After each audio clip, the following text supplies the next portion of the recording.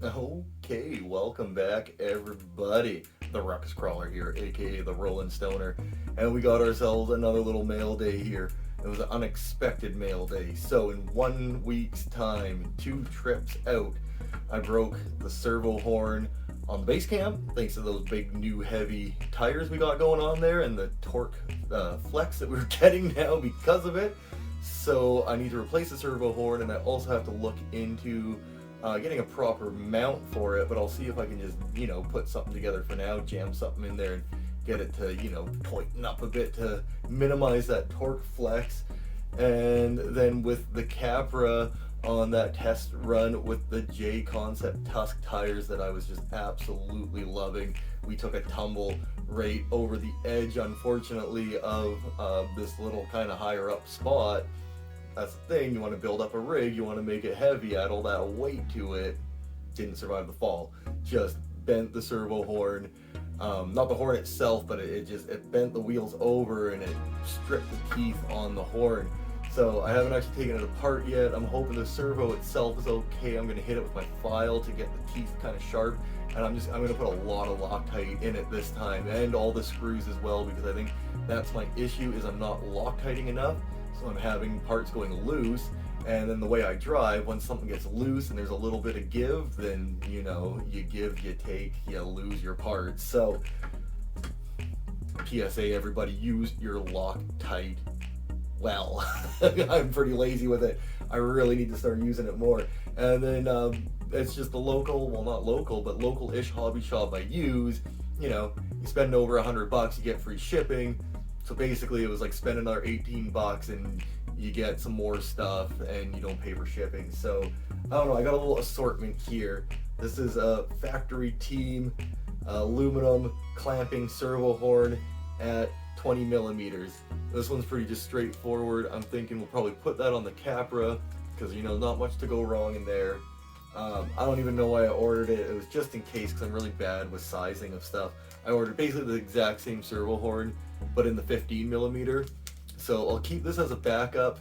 I'll mock it up and see if it fits, because I ordered an extra one so I'd have a backup, but I can already tell the 15 millimeter definitely ain't gonna work on the base camp, and it probably won't work with the Capra either. I'll get back to all on that one. I'm thinking 20 millimeters is gonna work perfectly on the Capra. And then I got this Power HD horn as well. All of these have that little spacer. You need that on the Capra to clear your axles. I ordered the last servo horn. I was hoping, I was trusting the shop. I asked, I was like, I'm tough on my rig, what do you suggest? Blah, blah, blah, I have a Capra. It was a Power HD, but he gave me a flat one, and I had to use my Dremel and trim the end because it was binding on the axles, unfortunately. So, breaking that wasn't the worst thing as long as the servo's okay. So we got one with the spacer now, and this one's actually a 20 to 24 mil. So with the base camp and the way the steering's set up, when you go to the driver's side, it binds on the pan hard mount.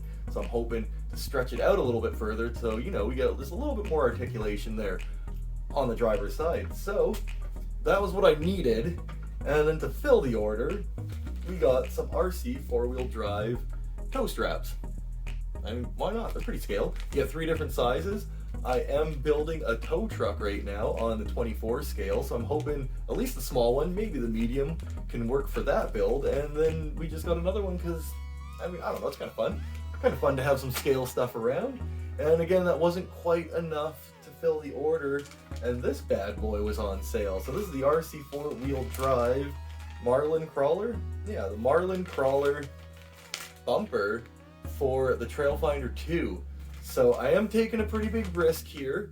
I don't have a Trailfinder 2, I have a base camp, and I have a base camp that doesn't have a Trailfinder 2 body, but the Proline Toyota body. So I'm on a whim, thinking these are gonna line up, but if they don't, I've been watching some videos on brazing recently, and although I don't have everything yet, I'm not set up yet to actually get into it, I figure it's a cool thing to check out. So I'm gonna be getting that stuff hopefully in the near future. Hopefully, I don't know, figure something out where I can do it in the backyard or something next season, because we're raining every day right now. But I figure worst case scenario, if this doesn't line up, then I have my first little brazing project to do. I'll snip the mounts off and line them up where they need to be, and then hopefully the bumper itself lines up. But if not, again, we'll just snip it and braze it and work off of that. I figured for a first time brazing, it would be easier to work off of an existing bumper than trying to make one from scratch. But yeah, I'm sitting here talking about it. Let's get it out of the package and take a look at this thing.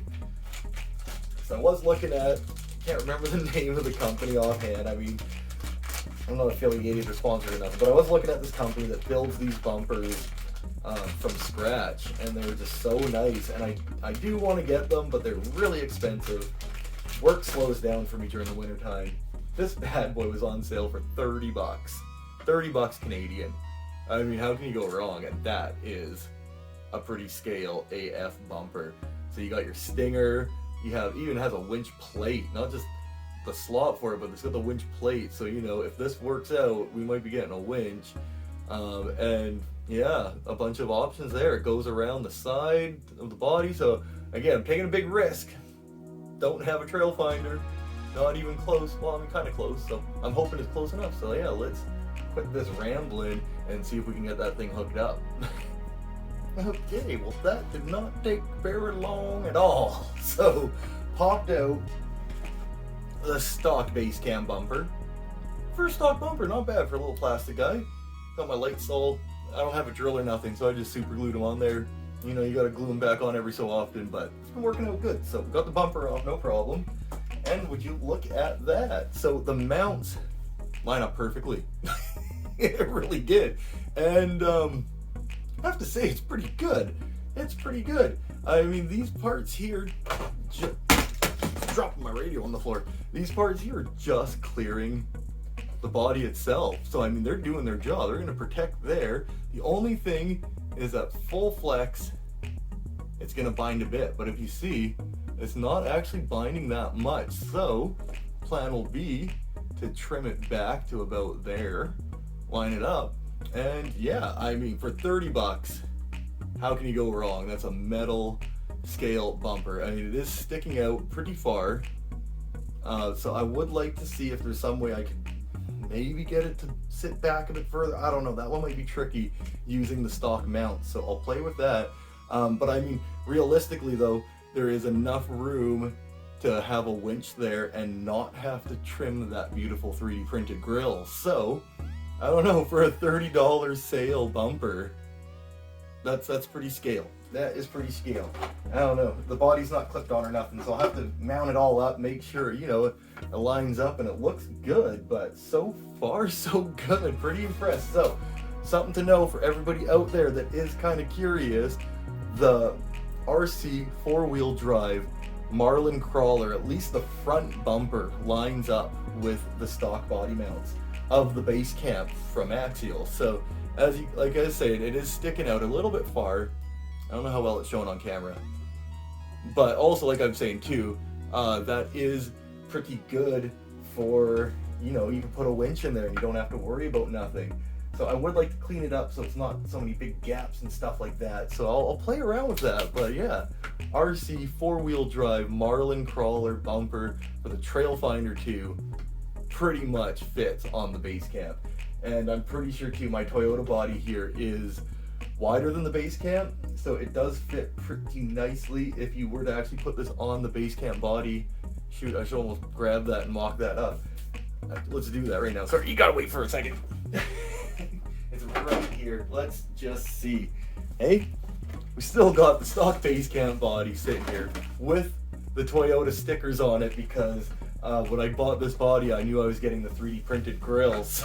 So I was pretty happy with the base camp body. Let's just see. I like my Toyota. There's nothing wrong with the base camp. And would you look at that? So the rear body mounts I lowered as low as they could go for the Toyota, so it's not going to line up with the base camp right now. But the front end is, and now, that looks good. Hey, does that not look good? So yeah, actually, the base camp body sits a little bit more forward. Not gonna lie, it looks a little bit better on there. Again, these aren't even bolted in yet or nothing. So yeah, RC 4-wheel drive Marlin crawl front bumper fits on a bone stock base cam. You don't gotta do nothing to it. These tires are a bit bigger than the stock ones, so with the stock tires it might clear, but it's looking like no, okay, sorry, it fits.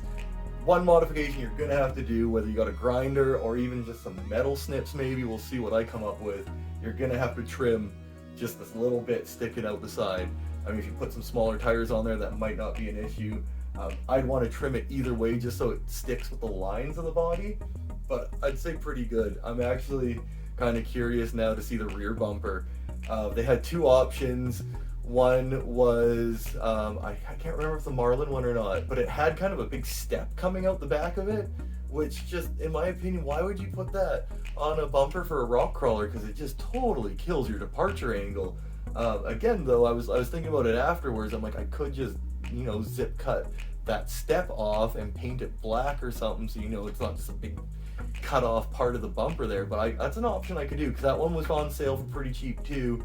Or there was another one that was pretty pricey. It was about $100, but it was a nice rear bumper that wrapped around and had cross braces and everything. So I don't know, I might look into that, because so far this front bumper is cool. So yeah, I get those servo horns in there, and one of the next videos coming up will be a trail run for sure, and we'll see how that all goes. Yeah, it's not the Toyota now, I got the Base Camp body on here, but damn, this Base Camp is coming around pretty nicely. I'm so stoked on it. So yeah, a little ramble there. Hope you all are having a good one. Be good to yourselves, be good to each other. Hit that like if you liked it, hit the dislike if you don't. We're all fair around here and honest. Please leave a comment. Leave a comment if you liked it, leave a comment if you don't like it. That's all good too. And you know, if you ain't already, hit that subscription. If you haven't already as well, hit that bell, because we got content coming out on the regular every Saturday and Wednesday. So hope you're all being good to yourselves and being good to each other, and I'll catch you on the next one. Peace.